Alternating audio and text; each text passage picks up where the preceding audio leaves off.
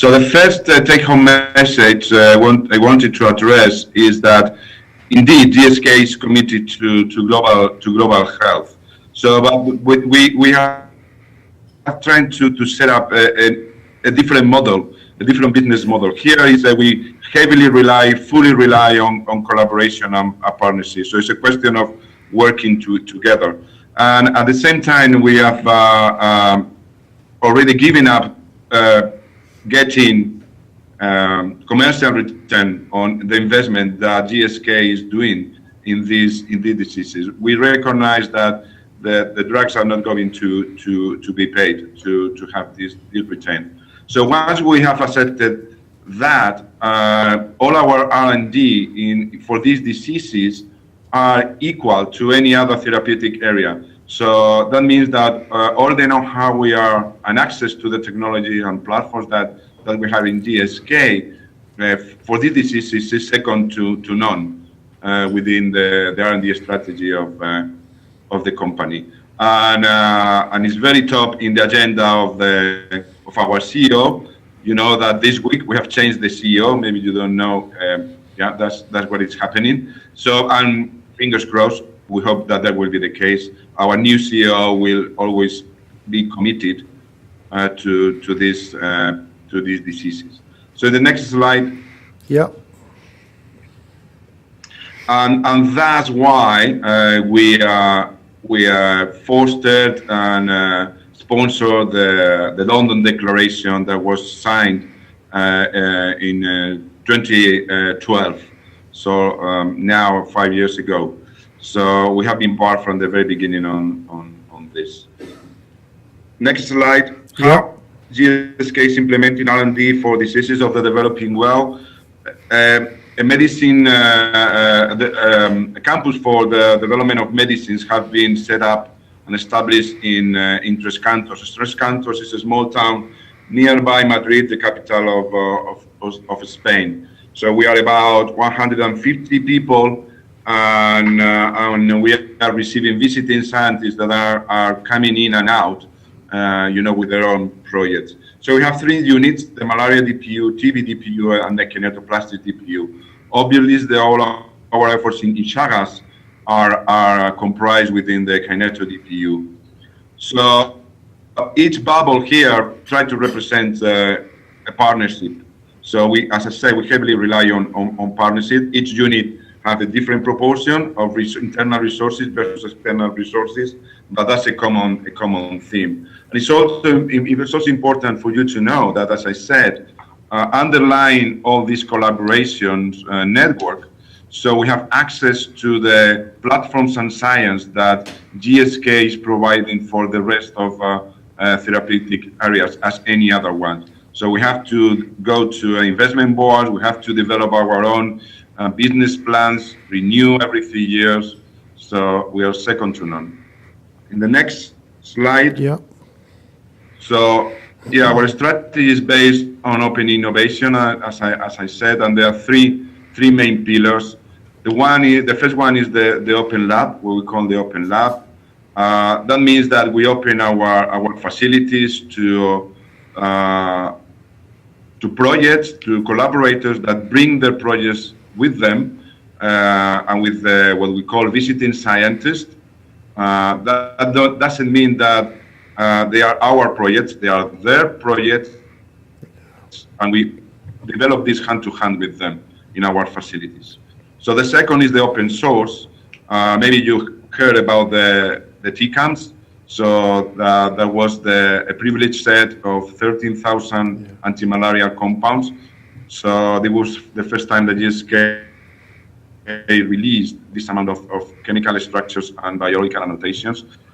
This first set of compounds, TCACs, was followed by the TB set, and a couple of years ago we published what we call the TCACs, so the Tres Cantos anti-Kinetoplastid sets that comprises 600 compounds, 200 for each of the 3 main Kinetoplastid diseases, that is sleeping sickness, visceral leishmaniasis, and Chagas disease. So they are in public domain and access to any researchers worldwide want to work with them to expand and accelerate the research. And the third one is about IP, intellectual property.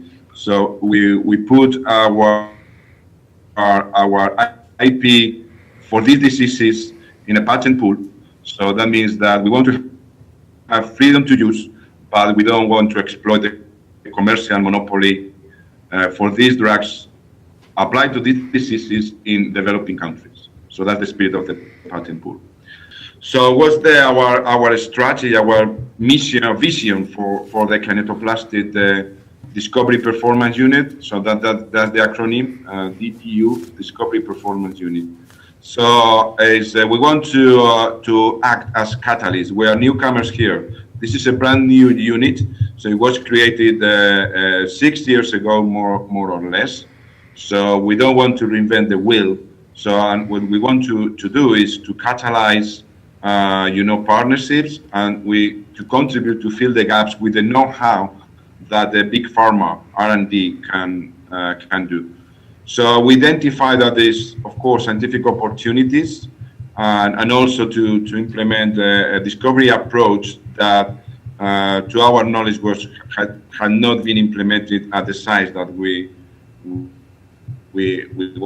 wanted and we designed.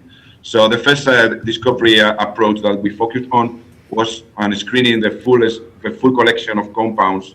That is 1.8 million compounds, random diversity against the three parasites, as Cameron said in the introduction.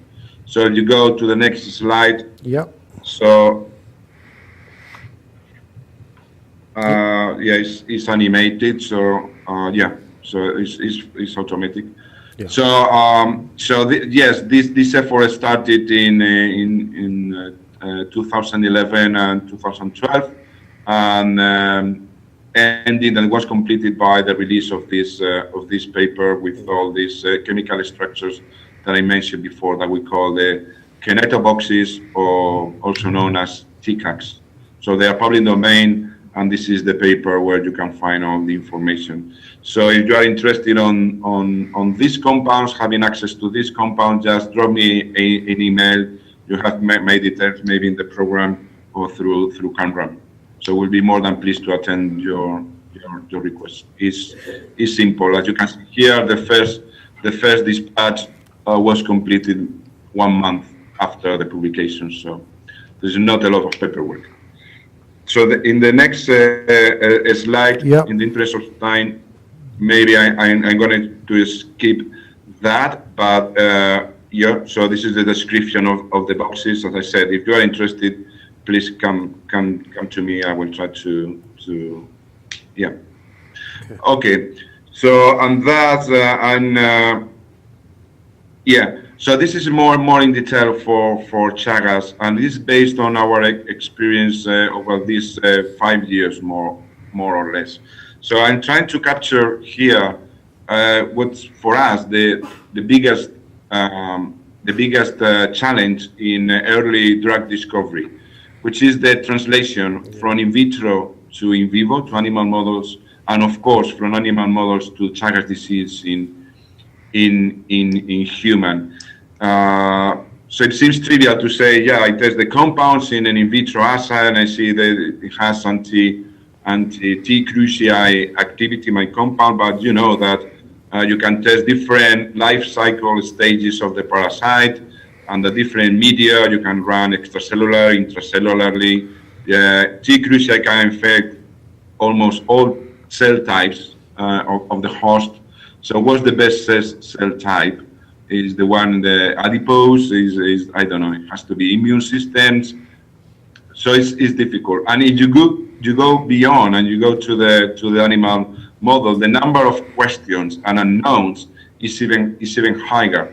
So we have this magic triangle, and which is the parasite, the compound, and the host. In terms of the parasite, so we don't know if there are persistent parasites there that are responsible of the chronic.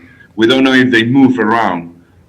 We don't know if there are tissues where sanctuary tissues, niches where the parasite can hide.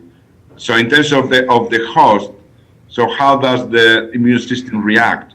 Do we have biomarkers? We don't have proper biomarkers to follow the effect, the efficacy of a compound. Not all the animals respond equally, as not all the human patients respond equally to the disease, to the parasite, and to the drug. So there are many question marks here that makes the translation very difficult, and makes the investment to move a compound from preclinical development to clinical trials an adventure, a real an adventure.